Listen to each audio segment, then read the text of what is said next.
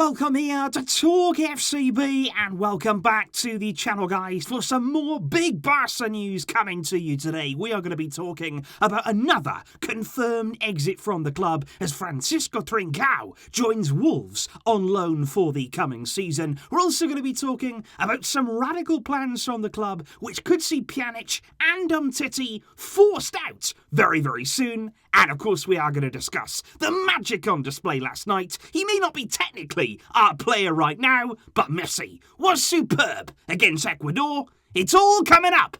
So let's get to it. But if we start first of all with that confirmed news on Trincão, because it has been officially confirmed this morning by both Barca and Wolves that Trincão will be joining the Premier League club for the coming season on a season-long loan there. It is all confirmed and sealed there with Trincão heading to England. Now that will be strictly a loan deal. At the end of that loan deal, there is no obligation to buy, meaning there's nothing in that contract there that says that Wolves have to take on Trincão permanently, but there is an option to buy at the end of that loan for 29 million. And when you factor in there the potential of probably a loan fee, what we're going to get for this season from Wolves, given the fact we paid 31 million for Trincão, most likely there, if that is triggered at the end of that loan, we're basically going to get the money back we paid to Braga back in the summer of 2021. And I do think that's probably a pretty good loan deal for Trincão. I'm personally not surprised whatsoever to see him go and join Wolves on loan. We all know about their Portuguese contingent there that they have at the club, and it's quite interesting really. He will have already played with 6 of his Wolves teammates before when he's been playing there for the Portuguese national team. So I think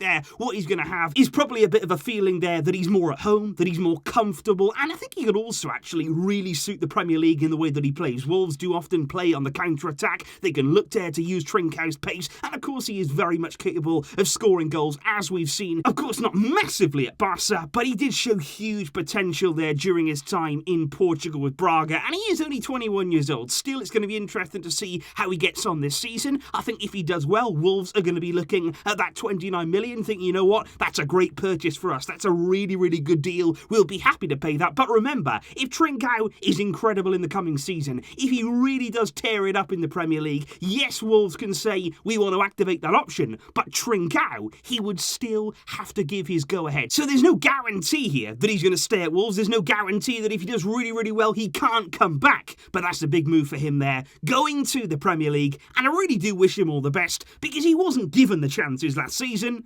Now, he should get them. It should also be noted, guys, that Trincão's place in the first team, again, not a massive surprise, but it is going to be taken there by the upcoming Barcelona B winger, Alex Collado, who is actually there 1 year older than Trincão, but he's been waiting for his big opportunity there in the first team, and this summer, it is going to arrive. So what we've done there is moved out Trincão, who was on pretty decent wages there in the first team. We may well get a transfer fee further down the line for him, and in his place, we're promoting from within, bringing up Alex Collado there for no money at all. He's going to be on low wages, and again, from a business point of view, as well as a sporting one, good business. And speaking of that summer transfer business when it comes to Barca, we all knew that heading into this summer, we all wanted to see serious change. That was absolutely clear there from us fans, but also very clear from Laporta. He coming into the club here, he's inheriting the mess that, of course, Bartomeu created at the club with all of these very, very high earners contributing very little to the first team, and Laporta knew that many of those players needed to be moved out. But as of right now, we haven't seen any big exit. I think we've been very, very patient with many of these players, but I think now, given the fact we can't really afford to renew Messi under the La Liga guidelines in terms there of that salary cap that we discussed in the last video, because of that now,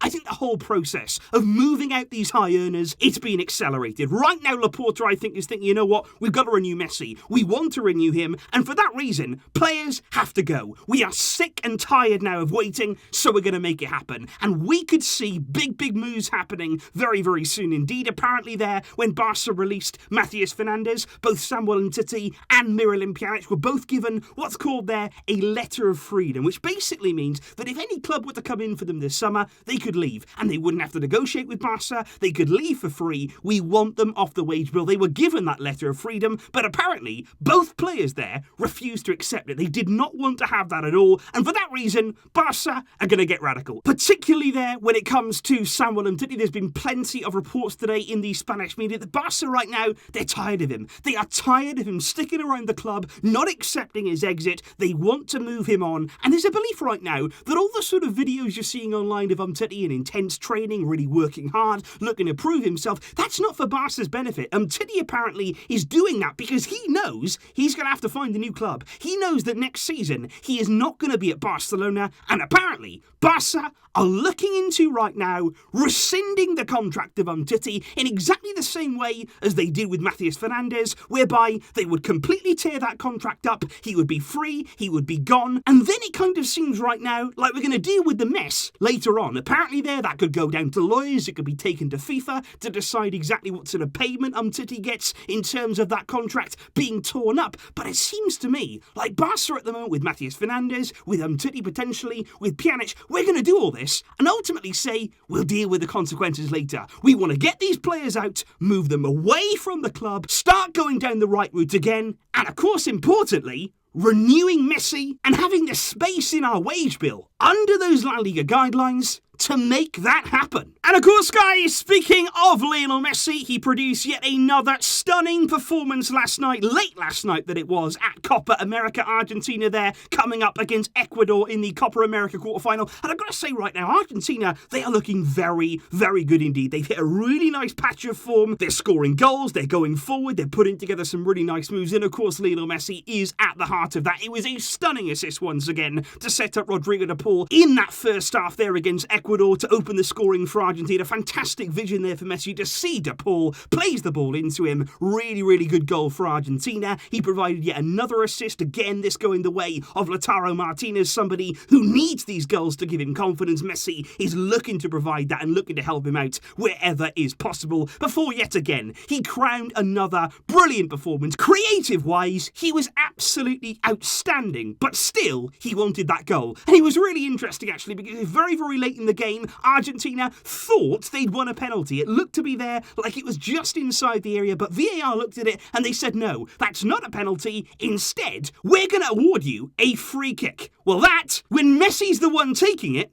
big mistake. Big mistake on your part, because Messi put that ball down, and then the rest, as we know, it's history. He whips it there into the top corner. You've got a player under the wall. You've got a wall lined up there. You've got the goalkeeper. You've got players there trying to block it from all angles. But Messi, he's far too good for any of that. A goal for him, which now means that at Copa America, 5 matches for him, 4 goals, 4 assists, and in 4 out of 5 of those games, he's been man of the match. Argentina will face Colombia in midweek in the semi-final, with Brazil facing off against Peru in the other semi-final. Potentially, we could see Brazil against Argentina in the final.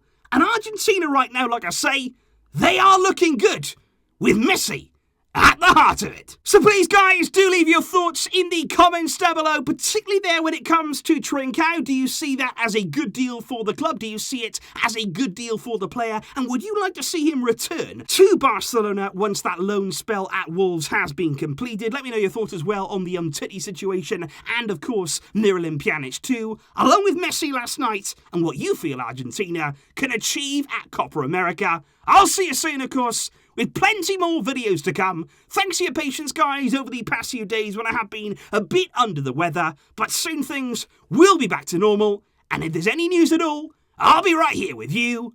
But until next time, thanks for watching. Visca El Barça.